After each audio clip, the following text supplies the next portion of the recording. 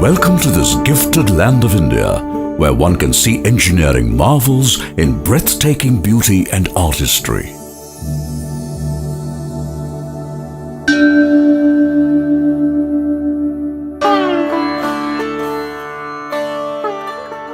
Since times immemorial, India, reckoned as the land of engineering excellence through their architectural wonders, traditions and practices, conveys a holistic message of life in a harmonious way.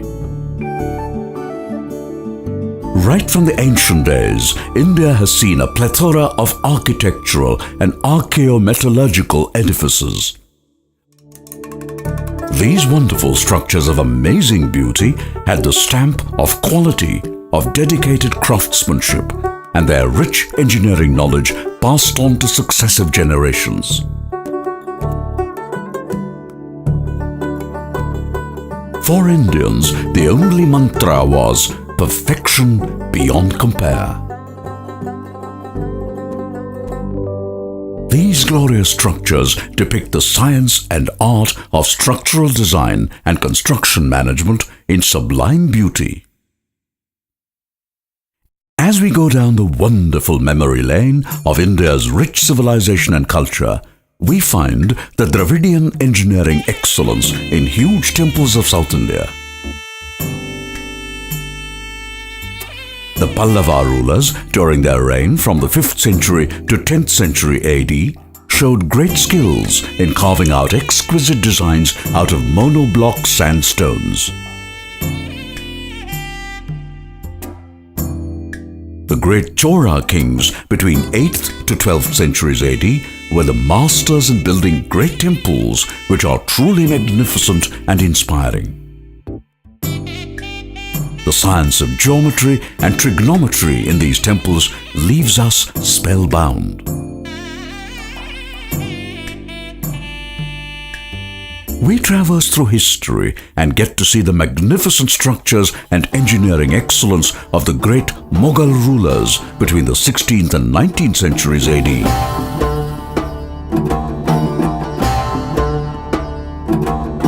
The Mughal rulers combined artistic excellence with poetry and melody in their design, which conveyed the true meaning of universal love and affection. The European settlers, during their presence from the 16th century until our independence, brought in a new dimension of engineering by blending the European concept of using iron and steel with the Indian tradition of structural design.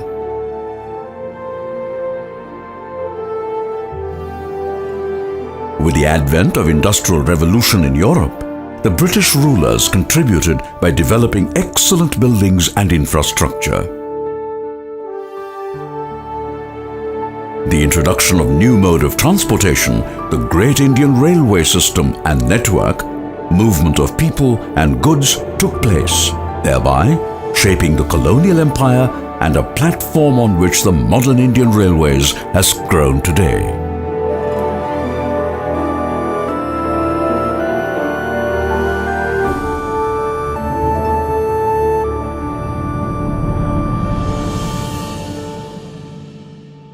Sensing the immense knowledge of Indian people and their understanding of advanced concepts in science and technology, the British rulers established good institutions, imparting technological education and modern science. The pre-independent India witnessed the growth of new age industries of the 20th century through establishment of steel-making factories, with tremendous contributions by Vishweshwaraya, Jamshedji Tata, and the services of Pandit Malaviya towards industrialization. Since ancient times, India has been acclaimed as the land of innovation and a place everyone wanted to visit and acquire knowledge. The traditional ways of making products of immense value to life is even today preserved and conserved in its beauty. The science of making medicines, blending organic and inorganic compounds, and incorporating the 5 elements of nature emanated from this holy land of India through the ancient practice of Ayurveda and Siddha systems.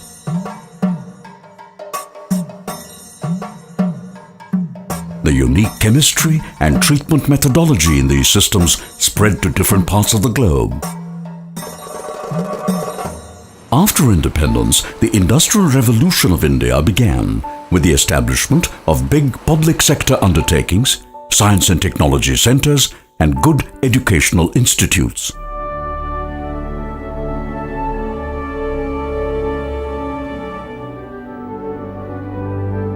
It was the vision of Pandit Jawaharlal Nehru, the first Prime Minister of India, in his quest to see India emerge as an industrialized nation, that scripted a new chapter for its growth and development.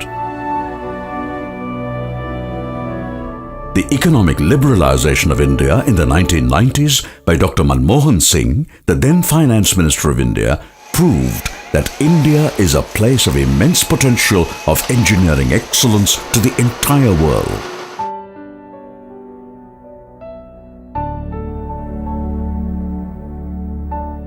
Today, India takes pride that it is in the elite league of superpowers in harnessing nuclear energy.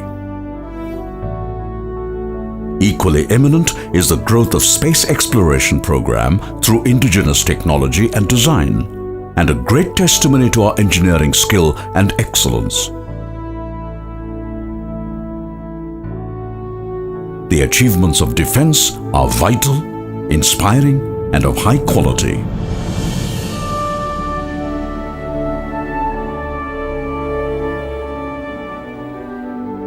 In order to foster a uniform approach to the objectives of various engineering disciplines in our country, the Indian National Academy of Engineering, INAE, had its roots in the year 1987. The Indian National Academy of Engineering is to grow excellence, recognize excellence, and nurture excellence. Today, INAE acts as an effective body representing the core engineering disciplines and taking their synergy forward in shaping a better future for our country.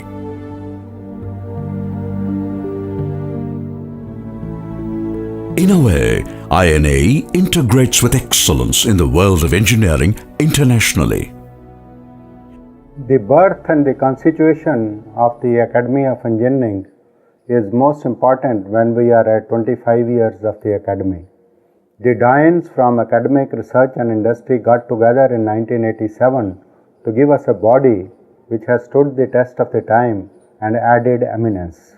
In 1987, I went to see Prime Minister Rajiv Gandhi seeking his advice about the formation of Indian National Academy of Engineering. He was all encouragement and insisted that a country like India needs a large number of engineers and also institutions that cater to them.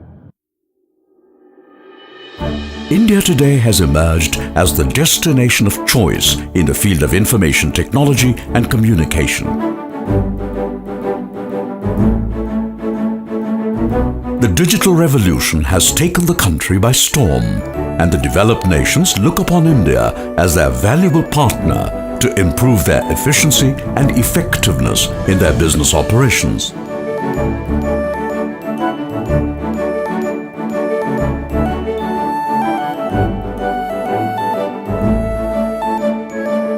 Taking the country forward into this new millennium, the future growth and development of India lies in the hands of young, educated, and professional youth of this country. With the rapid growth of high-quality technological educational providers, India will soon become the knowledge powerhouse and a sought-after country for high-quality human resource and manpower.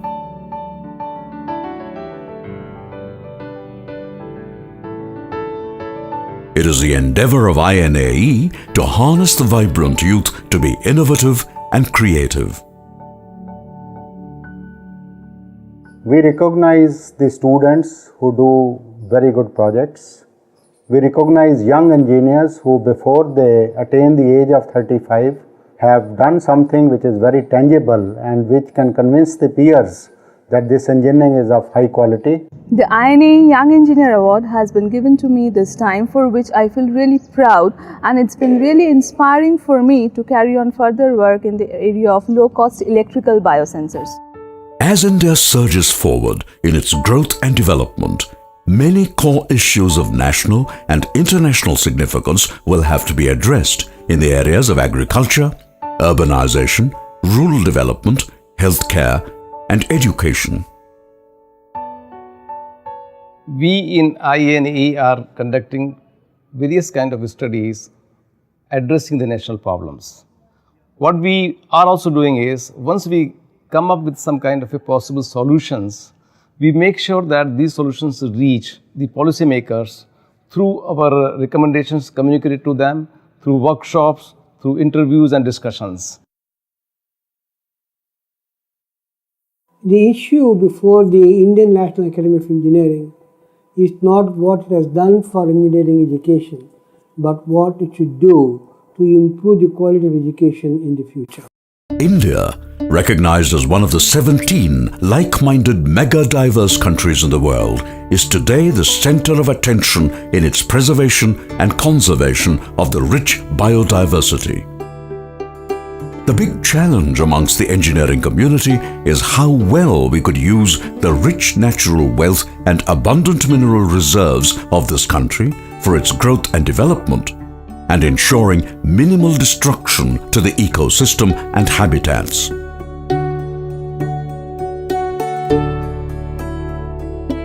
Equally, India has demonstrated through its engineering excellence the manufacturing of environmental friendly products for sustainable development.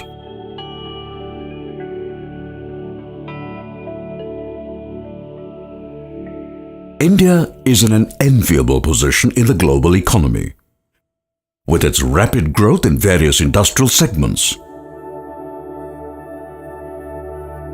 The face of India is changing dramatically with a vibrant outlook of our people.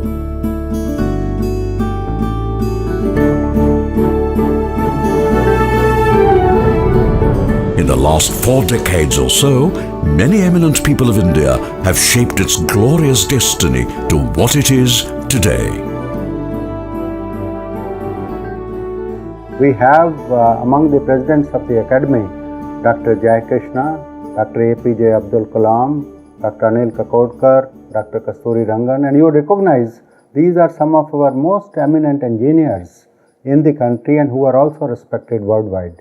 So would be the list of the fellows if I name the fellows of the Academy. I'd like to congratulate Indian National Academy of Engineers and Railways coming together to think of a vision. Railways very close to me. I have worked with them at various phases of my life, and unique contributions they have made, difficult contribution they have made when I was in the defense. Indian National Academy of Engineering, with which I have been also associated for quite some time now, and also as its president, has a very important role to play in the context of the bringing together the best of the professionals in the field of engineering and technology to one forum where they can exchange new ideas, look at the current trends in science and technology, look at its applications in the context of national development, hold a number of conferences, seminars and symposia and things of that kind. We also give Professor Jayakrishan Memorial Award and Professor S.N. Mitra Award, which is at very senior level, and to cap it all we have the Lifetime Achievement Award. As our country looks up to numerous opportunities in front of us, so are the challenges to improve the quality of life index of our people through constructive solutions. Today, India is facing urbanization at a hectic pace. Already 30% of our population live in urban centers. This is expected to go up to 40% in the next 15 to 20 years' time. To make the urban centers livable, a very efficient and comfortable public transport system is necessary. It is in this context that Delhi city, which is the capital of the country, thought of a metro system.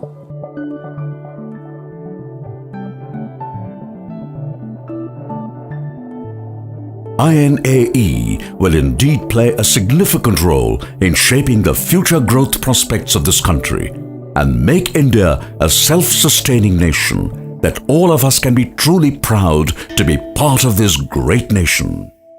I think in the last 15-20 years, Indian industry has really modernized itself, and you can see today in many sectors of Indian industry, it's not only world class, but I think it's beginning to take leadership positions, especially in the area of manufacturing, that is technologically oriented. India has unique window of opportunity in the 21st century. It is already among the first running countries in the emerging world, and we in the 25 years want to be one among the top nations. To me, the top nation means the country, India, would secure its border, would provide peaceful life to the citizens, and also give abundant opportunities to be creative, creating wealth and creating also the harmony among different religions. India would be a unique developed country which would be respected and also which would be rich in science and technology to address not only today's challenges but the challenges of the future. And that is where the eminent engineers and the young people whom we are nurturing for the future, they would prove to be an asset to the country.